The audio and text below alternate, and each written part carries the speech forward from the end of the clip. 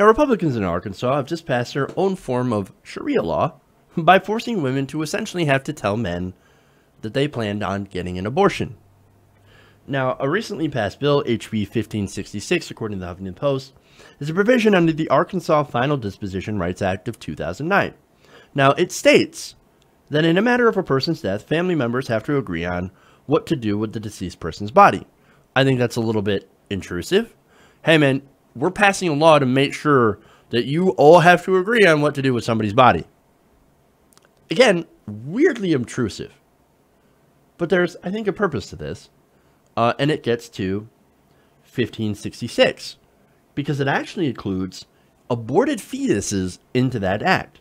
Now, that means essentially the mother and the father of the fetus will have to agree on what to do with the fetal remains. Now, that requires, of course, the woman having to tell whoever impregnated her that she has to get an abortion, or that she's planning on having an abortion.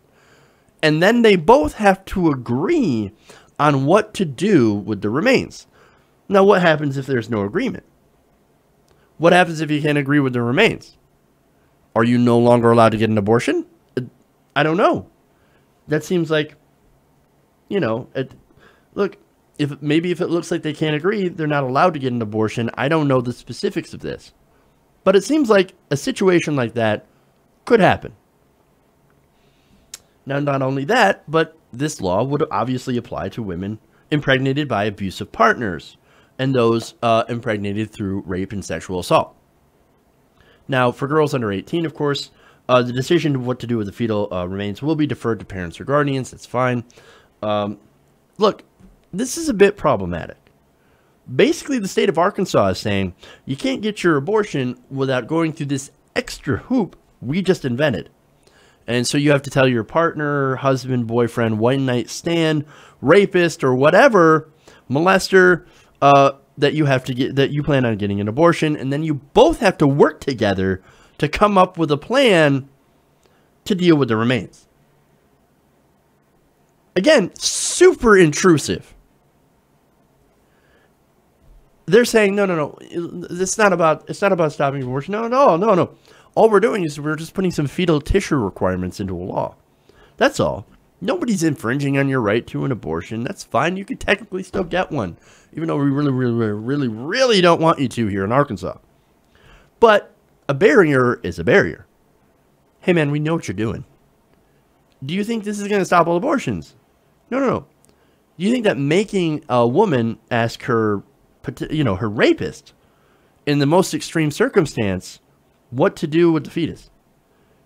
No. What you're doing is you are further victimizing women. That's what this is going. Look, if you want less abortions, great, me too. How about we make it easier for access to birth control and comprehensive sex ed? Those have been proven to reduce pregnancy and abortion. How about we stop trying to shut down Planned Parenthood, which provides free contraception, as well as many other things? But Jeff, you don't understand. Planned Parenthood, they do abortions. That your taxpayer money is going to abortions. No, it's not. Thanks to the Hyde Amendment, which says that no public money, no taxpayer money can go to abortions at all. So look, let me throw some data out here, which sort of counters the Planned Parenthood causes more women to get abortions narrative. That's the fact that they offer more abortions. People are like, oh my God, that means women are going to get more abortions. That's bad. We don't want that. Okay, well, let's look at what happened when Texas defunded Planned Parenthood. According to a new study based on research from Texas A&M, conducted by economics professor Annalisa Packham, showed that in the first 3 years after Texas Republicans slashed the family planning budget in 2011 and shut down more than 80 women's health clinics, the abortion rate among teenagers in the state rose 3% over what it would have had the clinics remained open. The greatest rises in abortion rates occurred in rural areas where access to affordable family planning was already scarce. For example, in Gregg County, where the local health center lost 60% of its family planning funding, the abortion rate increased by 191% between 2012 and 2014. Wait a minute. So they cut access to family planning and they got more abortions. Maybe family planning helps prevent abortions by preventing unplanned pregnancies. That would make sense, wouldn't it? Now, the Austin American-Statesman also reported that at least 5 counties in East Texas also saw considerable increases in abortions over that 2-year period. So what you had as an effect of cutting family planning, including Planned Parenthood, you ended up either having more abortions or more teen pregnancies, and having women having kids that they can't afford. So the opposite of what you wanted to happen happened. Now, the Arkansas bill was not going to end abortions. It's not. Simple as that. It just makes it more difficult to access what is a constitutionally protected right. So, now, the thing is that the way that they're trying to end abortion isn't at all rooted into what actually works to reduce abortion.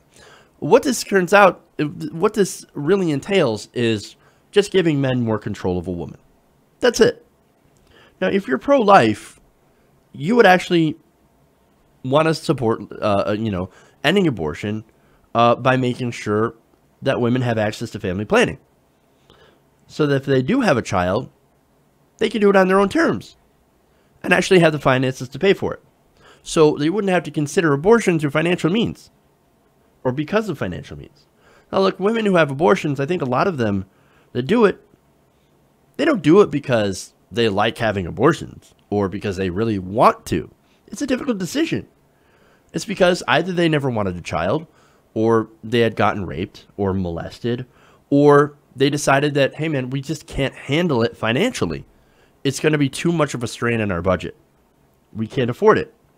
So those are mainly the reasons women get abortions. How about instead of making it harder to get one, how about we mitigate those reasons that women choose to have abortions in the first place? Now, to some, of course, on the pro-life side, or the supposed pro-life side, it's not about that.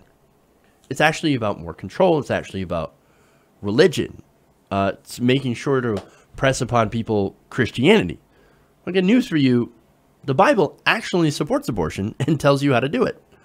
If your wife is cheating. Of course, it's all from the man's perspective. It's not about doing what it... Because, again, if you were in favor of ending abortions, then you would actually make sure that the women have a lesser chance of getting pregnant in the first place.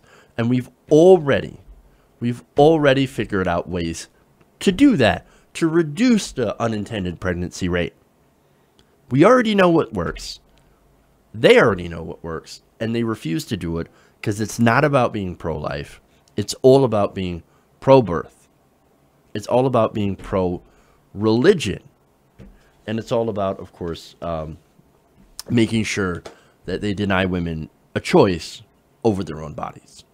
Hey everybody, thanks for watching this video. If you want to see more like this, please hit the subscribe button below. And if you want to support truly independent progressive media, please consider becoming a patron at patreon.com/TYTNation.